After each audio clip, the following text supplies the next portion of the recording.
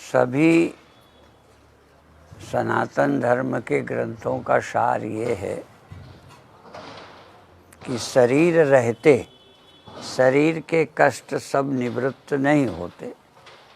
यदि सब कष्ट निवृत्त हो जाते तो पुनर्जन्म होने में कोई हानि ही नहीं थी।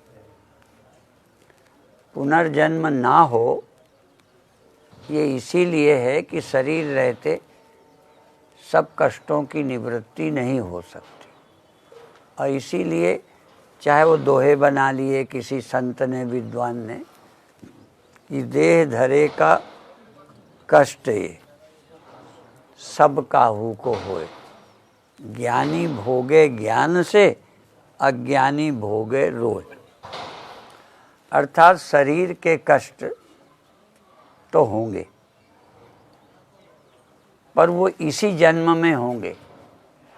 अब विषय दूसरा है, अगला जन्म ना हो इसके लिए तो ये ज्ञान इसीलिए है कि अगला जन्म ना हो। इस जन्म में कष्ट सब चले जाएंगे ये भाव नहीं है, क्योंकि ग्रंथों में ये भी है कि तीनों तरह के तापों का अंत हो जाता है। कहीं ज्ञानी कह दिया, कहीं भगवान के भक्त कह दिया। जैसे दैहिक दैविक भौतिक तापा, राम राज्य काहू ही नहीं व्यापा।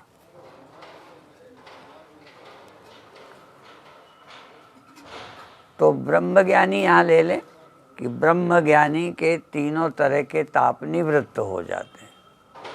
और भी प्रमाण बहुत हैं। सच्चिदानंद रूपाय विश्वोत्पत्त्यादि हेतवे तापत्रय विनाशाय श्री कृष्णाय वयम नुमा। तो तीनों तरह के ताप निवृत्त होते हैं, ये है लिखा है। तो उसका अर्थ अपन क्या करें कि तीनों तरह के तापों की जड़ कट गई। तीनों ताप, अज्ञान निवृत्त हो गया, भ्रांति गई, लेकिन शरीर है। उसको भी उदाहरण देते हैं, चूंकि विषय बड़ा है। सोपाधिक भ्रांति, निरुपाधिक भ्रांति। स्वप्न हुआ, जाग गए तो न स्वप्न का देह है न कुछ है, ये सब निवृत्त हो गए। लेकिन ब्रह्म ज्ञान से स्वप्न की तरह सब निवृत्त नहीं होता। तत्व ज्ञान के बाद, जैसे जाग जाने के बाद स्वप्न का देह भी नहीं रहता, स्वप्न की इंद्रियां भी नहीं रहती, स्वप्न का कुछ भी नहीं रहता। पर ब्रह्म ज्ञान के बाद ब्रह्मज्ञानी का देह है, और लोग हैं, पेड़ पहाड़ हैं, सर्दी गर्मी है, ये सब स्वप्न की तरह निवृत्त नहीं होते। यदि स्वप्न की तरह निवृत्त होते तो जागने के बाद जैसे कोई कर्तव्य नहीं रहता और कोई समस्या भी नहीं रहती, ऐसे ज्ञान होने के बाद भूख है, प्यास है, सर्दी है, गर्मी है, बीमारी है, उसके कष्ट हैं, ये निवृत्त नहीं हुए। तो फिर तीनों तरह के दुख निवृत्त होते हैं, इसका भाव क्या है? क्योंकि ग्रंथों में तो लिखा है तीनों ताप नहीं रहते। जैसा कि भागवत का श्लोक सुना दिया, सच्चिदानंद रूपाय विश्वोत्पत्त्यादि हेतवे तापत्रय विनाशाय। परमात्मा का स्मरण तीनों तापों को खत्म करता है। वो कैसे करता है? कुछ तो अभी निवृत्त हो गए, कुछ देह के निवृत्त होने पर निवृत्त हो जाएंगे, सदा के लिए हो जाएंगे। इसका भाव क्या है? क्योंकि फिर न रहेगा बांस न बजेगी बांसुरी। अर्थात आगे न देह मिलेगा और न कष्ट होंगे। पर यदि हम ऐसा सोचें कि इसी समय सब निवृत्त हो गए तो किसी कारण बस किसी को रोग ना हो, कोई और कारण बस, तो बात अलग है। नहीं तो 99% शरीर रहते कोई ना कोई कष्ट होते ही हैं। हमारे गुरुदेव का शरीर 2 वर्ष ऐसा लगा जैसे वृद्ध हो गए, केवल 2 साल, बाकी स्वस्थ रहे और सब ठीक था, पर 2 वर्ष लगा जैसे चलने में बोलने में कुछ कठिनाई है, फिर भी चलते फिरते रहे। और उनका कहना भी था कि यदि शरीर से हम नहीं जा पाएंगे कहीं तो चाहे खाट में जाएं, पर घूमते भी रहेंगे और सत्संग भी करते रहेंगे। ब्रह्मलीन स्वामी अखंडानंद जी महाराज वृंदावन वाले, उनको कैंसर हो गया था, उनको भी बोलना मना किया गया, तो उन्होंने भी कहा नहीं बोलूँगा तब भी, अब बोलूँगा तब भी, तो हम ये चर्चा क्यों छोड़ें। मान लो आपको किसी को तकलीफ़ है तो वक्ता नहीं हो, श्रोता सही। तो मान लो वृद्ध हो, कोई बीमारी है तो तकलीफ़ है तो कथा ही सुन लो, कुछ बहुत तो बल मिलता ही है। सुनने का भी बड़ा बल होता है, मन प्रभावित होता है। और जिनका ध्यान के बल से स्वरूप का स्मरण करने का अभ्यास गहरा है, वो दुखों को भी, कष्टों को भी निवृत्त कर सकते हैं, पर वो ज्ञान का फल नहीं है, वो अभ्यास का फल है।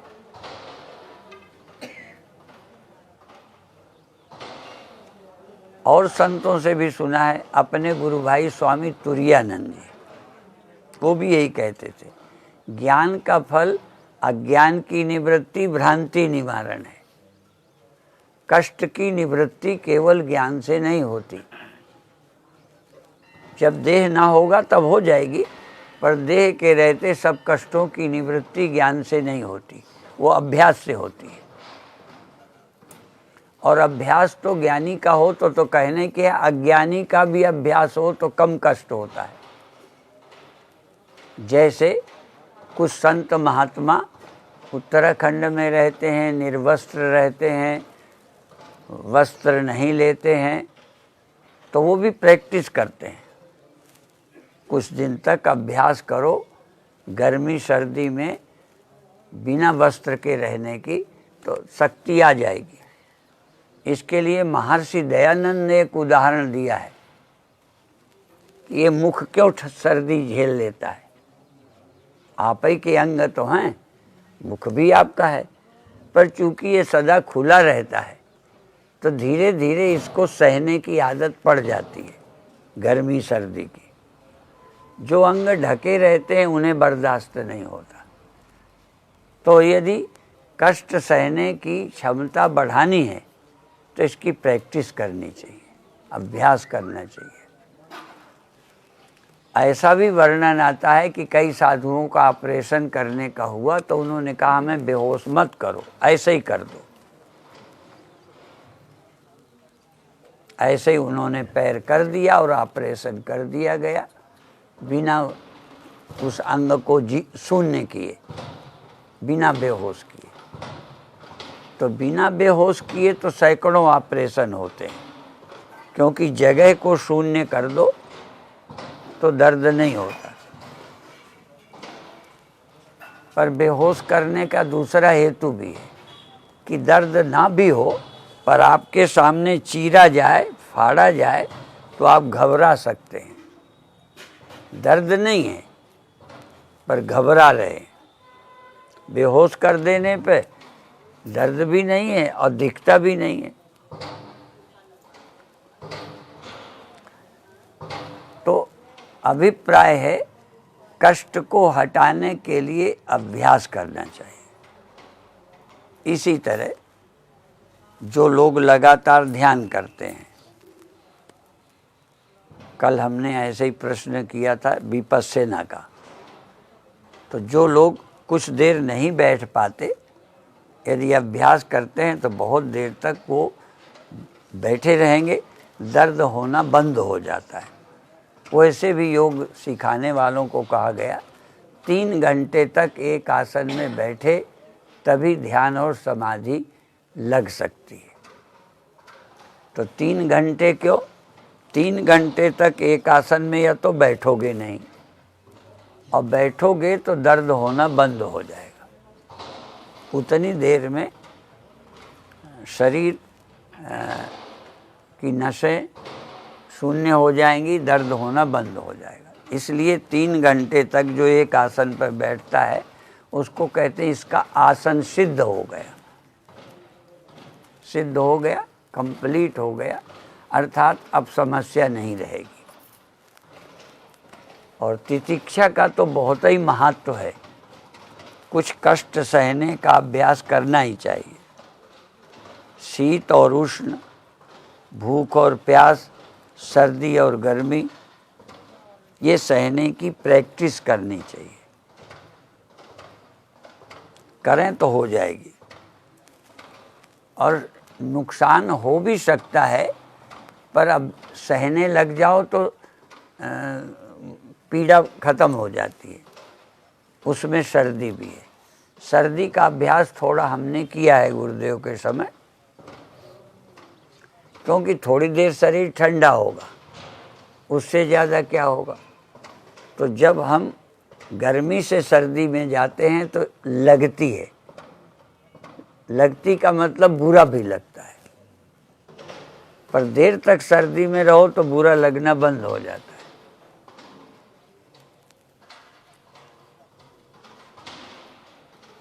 तो अभिप्राय ये है कि कष्ट सहने का अभ्यास करें। पर विषय प्रश्न ये आज नहीं था। प्रश्न इतना ही था कि कष्ट होते हैं, दुख को हम विवेक से दूर कर लेंगे, किसी भावना से कर लेंगे, सोच लेंगे। इसी तरह से एक और विषय भी है कि मृत्यु का भय हम विचार से हटा सकते हैं। यद्यपि सब लोग नहीं हटा पाते, वो भी आसान नहीं है, पर फिर भी मृत्यु का भय हम हटा सकते हैं। पर मृत्यु के समय जो कष्ट होगा, कष्ट अलग है, भय अलग है। भय मृत्यु के नाम से है, पर मृत्यु के समय प्राण के उत्क्रमण में जो वेदना होगी, बेचैनी होगी, वो हो सकती है। पर भय ना हो, ये विवेक का फल है। और यदि थोड़ी बेचैनी हो प्राण के उत्क्रमण में, तो झेलने के लिए तैयार रहे। जैसे माताओं को प्रसव पीड़ा होती है, और फिर भी पुत्र, जिनके पुत्र नहीं हुआ वो तो चलो छोड़ दें। बांझ की जान प्रसव की पीड़ा, बांझ स्त्री प्रसव की पीड़ा को नहीं जानती, पर पुत्रवती तो जानती है।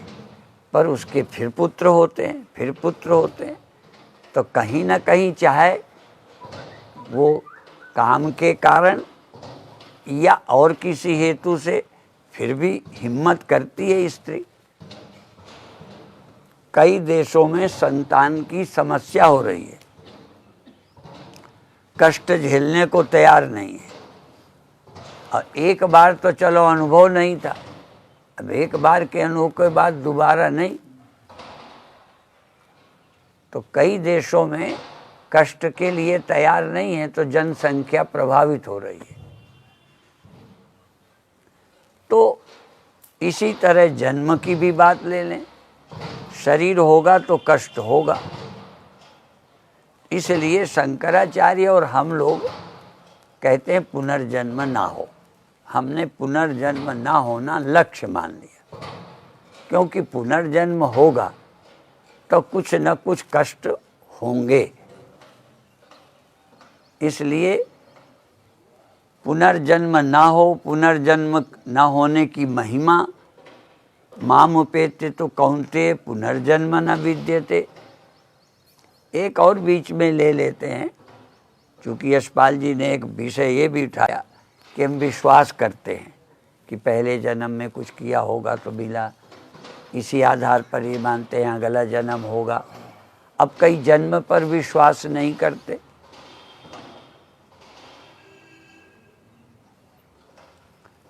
तो विश्वास न करने पर तो सभी बातें समझो फेल हो गई या व्यर्थ हो गई।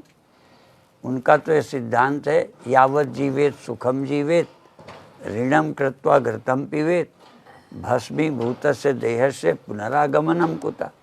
ये तो जला दिया जाएगा, फिर कौन आता जाता है। अर्थात जो इस देह के अतिरिक्त किसी चीज़ पर विश्वास नहीं करते, वो कहते देह जल गया, खत्म। और हम लोग तो ये मानते हैं कि देह तो पड़ा रहता है, जीते जी हम स्वप्न में दुख भोगते हैं। तो दुख शरीर तो नहीं भोग रहा, हमारा सूक्ष्म शरीर है, और सूक्ष्म शरीर ही देह में आया है, सूक्ष्म शरीर ही देह छोड़ता है, और सूक्ष्म शरीर ही दूसरे शरीर में जाता है। और इस पर बहुत रिसर्च हो चुकी है। बल्कि सारी कथाएं सुनाने के पहले गीता प्रेस गोरखपुर वाले, आर्य समाज और तमाम लोग पहले और कथा करते ही नहीं है, पहले यही सिद्ध करना है कि पुनर्जन्म होता है। देह का अंत तुम्हारा अंत नहीं है। ये जब क्लियर होगा तो ही आप जन्म से छुटकारे की सच्ची साधना करोगे। नहीं तो बहुत वेदांत से भी भ्रम पैदा हुए हैं। वेदांत से ज़्यादा जैसे हर चीज़ का दुरुपयोग हुआ है, ऐसे ही वेदांत का भी दुरुपयोग हुआ है और नुकसान हुआ है। विशेष करके शंकराचार्य के वचनों का मैं फिर उनको दोहराऊं, जिससे आपको ध्यान आ जाए। ये सुनाया बंधो न मोक्ष, न मुझमें बंधन है न मोक्ष है। अब आपकी खोपड़ी में जब ये पहले धस गया न बंधन है न मोक्ष है, तो आप मनमानी करने लगे, साधना नहीं की, गहरा चिंतन नहीं किया, इसका नुकसान हुआ। इसलिए वेदांती जितने भटकते हैं और गलत चलते हैं, उतना आम भगत नहीं। क्यों? कहीं न कहीं हमें ऐसे वचनों का सहारा मिल गया। और भी न मुमुक्षुर न वै मुक्त, न कोई मोक्ष चाहने वाला है न मुक्ति, ये कोई चीज़ है। तो ये जो सुनकर हम भ्रमित हो गए, इससे भी भ्रम पैदा हुआ। और भी है, न में धारणा ध्यान योगादयोपि, तो साधना से भी गए। चूँकि हमने सुना न धारणा है, न ध्यान है, न समाधि है, तो गलत तो नहीं कहा गया, पर किस धारणा ध्यान समाधि किसमें नहीं है। इसी तरह न वर्णा समाचार धर्म, न वर्ण है न आश्रम है, न वर्णाश्रम का धर्म है, किसमें नहीं है। तो कहाँ की बात कहाँ ले ली। न मेरा कोई पिता है न मेरी कोई माता है, तो न माता पिता के लिए फिर कोई कर्तव्य। तो समाज को खराब करने वाली बात भी है, यदि ये विद्या पढ़ाते समय सावधानी न रखी जाए तो। इसलिए ब्रह्म विद्या को पढ़ते समय, पढ़ाते समय, और हमारे गुरुदेव तो इन बातों का काफ़ी खंडन भी करते थे। वो अच्छा तो दृष्टांत नहीं है, पर मैं दे देता हूँ। एक वेदांती पढ़ा रहे थे, तो उनके यहाँ तो पाप पुण्य है ही कुछ नहीं। और देहाभिमान है ही नहीं है। देह के धर्म हमारे नहीं, न हमारा जन्म। अब पढ़ाते हैं, पढ़ाया तो गया ही है। तो एक महात्मा जी पढ़ाते समय वेदांत ही पढ़ा रहे थे, तो एक स्त्री को हाथ लगा दिया जिसको पढ़ा रहे थे। तो उसने 2 थप्पड़ मारे गुरु जी के। तो कहने लगे अच्छा तुझे तो बुरा लग गया, मैं तो ये देख रहा था कि देहाध्यास है तुझे कि नहीं। वो लड़की थी। तो लड़की ने कहा कोई बात नहीं, आपने मेरा देहाध्यास देख लिया, मैंने आपका देख लिया।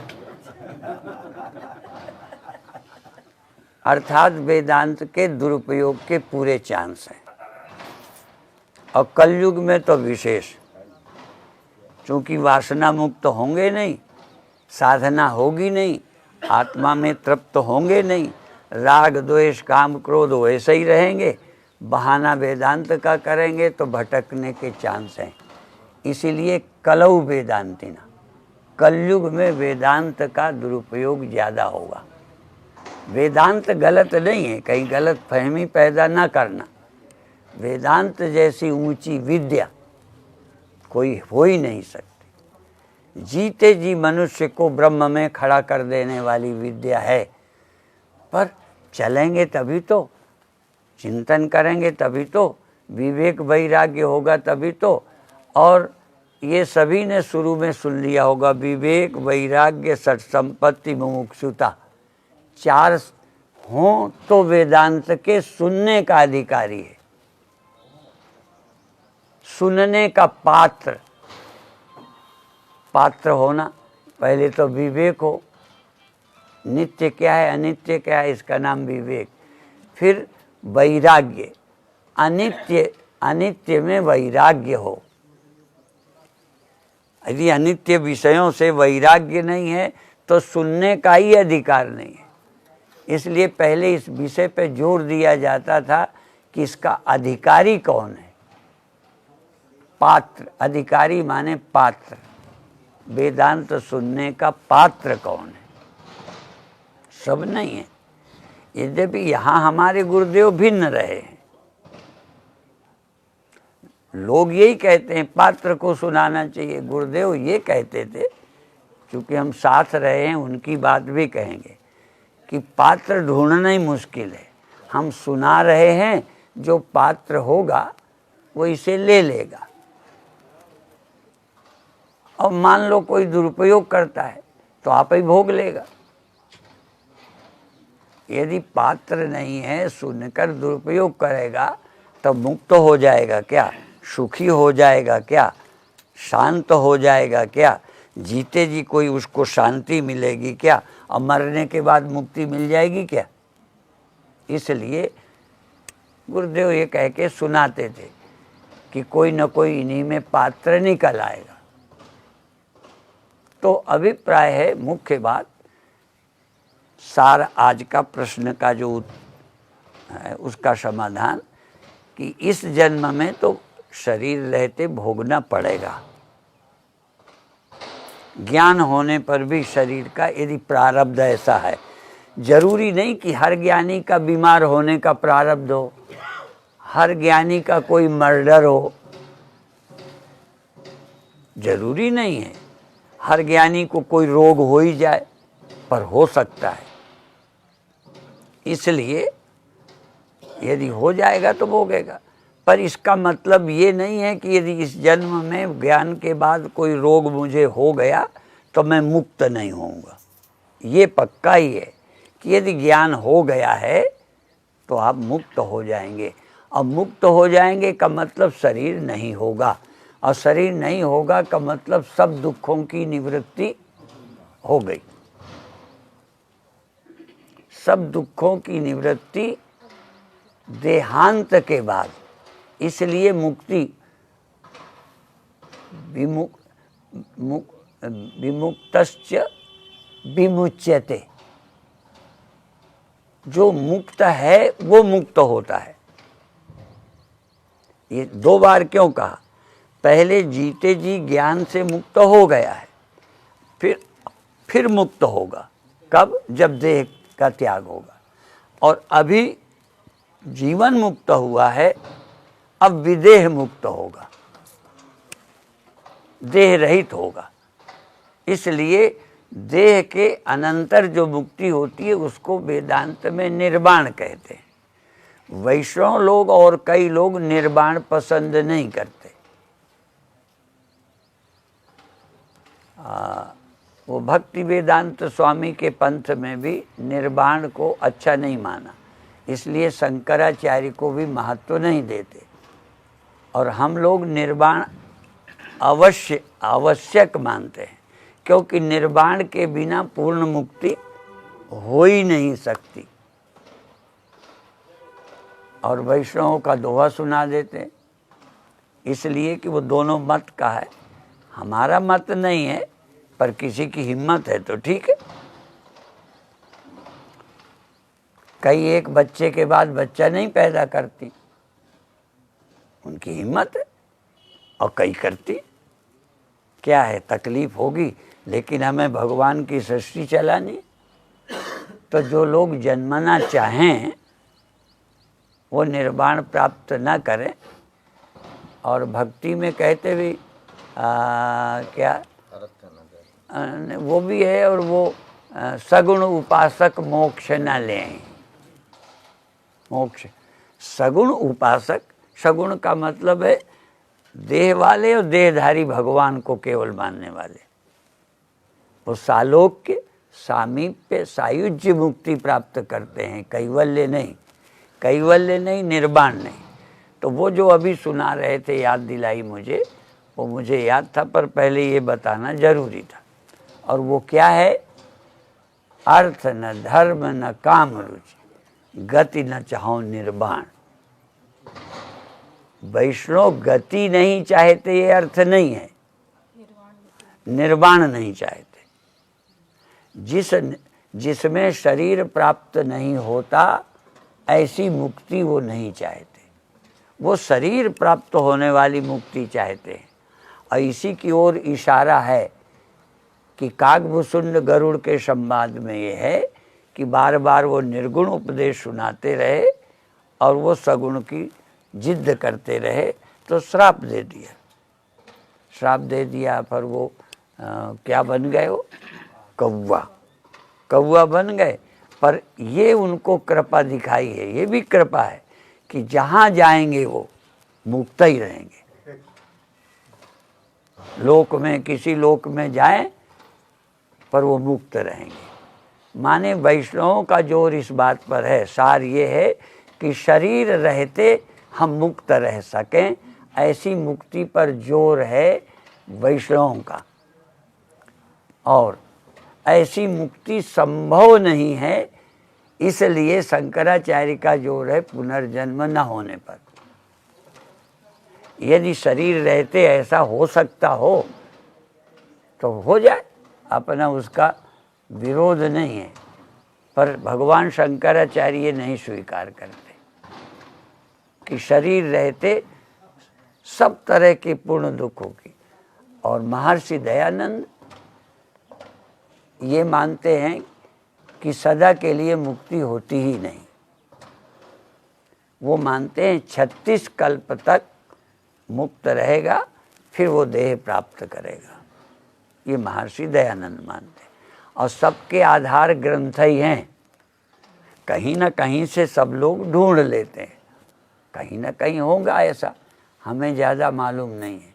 पर हमारा तो ये है कि हम भी यही मानते हैं कि देह रहते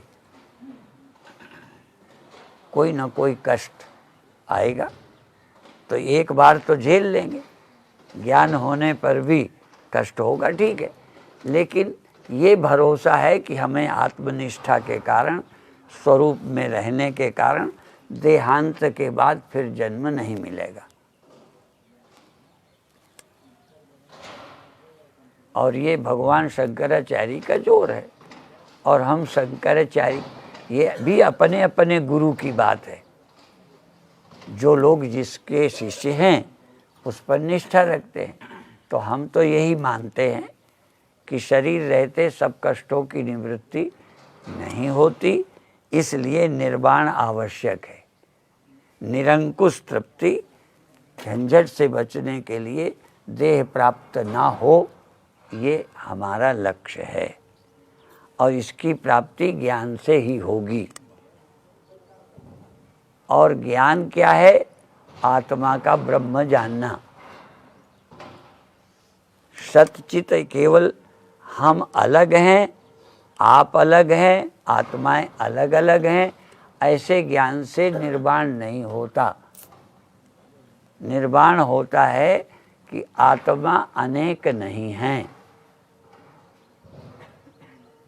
ये भी एक विषय है कि फिर जीव क्या है। तो आत्मा और चिदाभास, आत्मा और चिदाभास या रिफ्लेक्शन, तो ये जीव है। और जीव कब तक है? जब तक कार्योपाधि है, अर्थात अंतःकरण की उपाधि है, तभी जीव है। अंतःकरण उपाधि गई और अंतःकरण उपाधि अज्ञान से पैदा हुई है। ये थोड़ा सूक्ष्म विषय है। जैसे रस्सी के अज्ञान से पैदा हुआ सांप, उसमें हड्डी मांस नहीं है कि मर जाए तो लाश मिलेगी, ठीक है। अज्ञान से दिखने वाले सांप के मरने पर हड्डी नहीं मिलेगी, या स्वप्न से जगे हुए उस देह का कुछ नहीं मिलेगा। तो भगवान शंकराचार्य ये मानते हैं कि मन का जन्म अज्ञान से हुआ है। अज्ञान से मन पैदा हुआ है। इसीलिए भगवान शंकराचार्य अज्ञान या माया, इसलिए कई शंकराचार्य को मायावादी मानते हैं। और हम थोड़ा समझाकर आज समाप्त करेंगे। अज्ञान से मन पैदा हुआ है, इसलिए ज्ञान से नाश हो जाएगा। यदि ये प्रकृति से बना है तो नाश नहीं होगा। प्रकृति से बना है तो लय होगा, फिर पैदा हो जाएगा। तो अज्ञान, जैसे स्वप्न निद्रा से बना तो जागने पे हड्डी मांस कुछ नहीं मिलता, ऐसे ये मन अज्ञान से पैदा हुआ है, ब्रह्म ज्ञान से नाश हो जाता है। और गुरुदेव के समय का एक कीर्तन की एक लाइन, विचार करके देखो प्यारे मन से। और जैसे धूप सब संसार स्वप्न में रचता, देख लो नैनन से, विचार करके देखो प्यारे जगत बना है मन से। और जैसे धूप में ओला पिघले, जल हो जाए यह तल से, तैसे ही यह मन ब्रह्म होता है। तो ये मन अज्ञान से बना है तो ज्ञान से खत्म हो जाएगा, तो ये बचेगा नहीं। यदि बचेगा तो जैसे अभी ध्यान में आपका मन अच्छा हो जाता है, बहुत अच्छा होता है, कुछ देर मन में न क्रोध न भय कुछ नहीं रहता, फिर खड़ा हो जाता है। तो कुछ लोगों का है कि ये प्रकृति से बना है, इसलिए मन का नाश नहीं होगा। और मन का नाश नहीं होगा तो मोक्ष भी सदा का नहीं होगा। इसलिए आर्य समाज 36 कल्प तक मोक्ष मानता है। जैसे ध्यान समाधि वाले थोड़ा अनुमान करें, जिस दिन ध्यान आपका बहुत अच्छा लगेगा, नहीं लगा ये तो कारण हो, यदि अच्छा ध्यान लग जाए तो आपका दिन भर मन ठीक रहेगा। दिन भर कोई गड़बड़ भी करे तो विक्षेप नहीं होगा, क्योंकि मन इतना शुद्ध हो गया। तो ऐसे ही आर्य समाज मानता है कि मन इतना शुद्ध हो जाता है कि कल्पों तक आपका मन वैसे ही शुद्ध रहेगा, समाधि रहेगी तो मुक्ति रहेगी। फिर धीरे धीरे मन नीचे आना शुरू हो जाएगा। आपका सुबह वाला 2-4 घंटे रहता है, पर समाधि वाले का मन सैकड़ों वर्षों तक, कल्पों तक ठीक रहता है। इसलिए उतने वर्ष तक मुक्त रहेगा। और जब मन फिर नीचे आएगा फिर जीव आ जाएगा, फिर जन्म होगा। ये मतों की दृष्टि से बता रहा हूँ। और हम बीच में खड़े हैं। हम ये कहते हैं यदि मन अज्ञान से ही पैदा हुआ है तब तो ये खत्म हो जाएगा, और यदि ये प्रकृति से बना मन है तो खत्म नहीं होगा, वो प्रकृति में लय होगा, फिर पैदा होगा। इसीलिए भगवान शंकराचार्य सृष्टि प्रकृति से नहीं मानते। मांडूक के यहाँ पढ़ाया है मैंने, लेकिन कई विषय बिल्कुल छोड़ दिए। भगवान शंकराचार्य ये सिद्ध करते हैं कि ये सृष्टि ना तो प्रकृति से हुई है, न ब्रह्म से हुई है ये सृष्टि। क्योंकि ब्रह्म से होगी तो ब्रह्म विकारी होगा, इसलिए उसमें काफ़ी तर्क दिए हैं। न ये सत से प्रकृति प्रकट हुई, ये सृष्टि हुई, ना असत से हुई, ना सत से पैदा हो सकती है, ना असत से पैदा हो सकती है, तो हुई कैसे? इसलिए उन्होंने कहा अज्ञान से। और अज्ञान किसको हो गया, कब हो गया? तो कह दिया अज्ञान अनादि है। पैदा होगा तो यदि तुम्हें अज्ञान पहले नहीं था, पैदा हो गया, तो फिर होगा कि फिर नहीं रहने के बाद फिर पैदा हो जाएगा। इसलिए उनके मांडूक्य का जो विस्तार है, जो हमने नहीं इस बार पढ़ाया, वो बड़ा लंबा है। यदि ये पैदा हुआ तो फिर लय होगा, फिर पैदा हो जाएगा। तो ये वो सिद्ध किया है कि ना ये तो आत्मा से पैदा हुआ है मन, और न ये प्रकृति से पैदा हुआ है, न पैदा हो सकता है, केवल अज्ञान से, माया से है, ऐसा कहा है। और माया क्या है? वही अज्ञान। तो ज्ञान होने पर मन का नाश, तत्व ज्ञान मनोनाश वासना क्षय, ये सिद्धांत है। बाकी कल फिर चर्चा करेंगे। ओम शांति शांति शांति। तभी मोक्ष होगा। या यदि रहेगी तो जैसे सुसुप्ति में है, समाधि में है, तो यदि मोक्ष में रहेगी, इसीलिए शंकराचार्य कहते हैं न मुमुक्षु है न मोक्ष है। उनका भाव अलग है, पर लोग अलग लेके अलग ढंग से खुराफात करते हैं। जबकि सच्चाई ये है कि मुक्ति क्यों नहीं है? क्योंकि न मन है न मुक्ति है। मन है तो ही मुक्ति है, मन ही है तो ही बंधन है। और मन अज्ञान से है, और अज्ञान कब हुआ? अनादि है। कई लोग कहते हैं चालाकी से ऐसा उन्होंने बोला है, अलग अलग है। क्योंकि मन यदि प्रकृति से बना है तो मन प्रकृति में लीन होगा, फिर पैदा होगा। जैसे बीज से वृक्ष, वृक्ष से फिर बीज, तो नाश नहीं होगा। तो खैर, तो बाकी ये विषय कल फिर लेंगे। हाँ, ओम शांति शांति।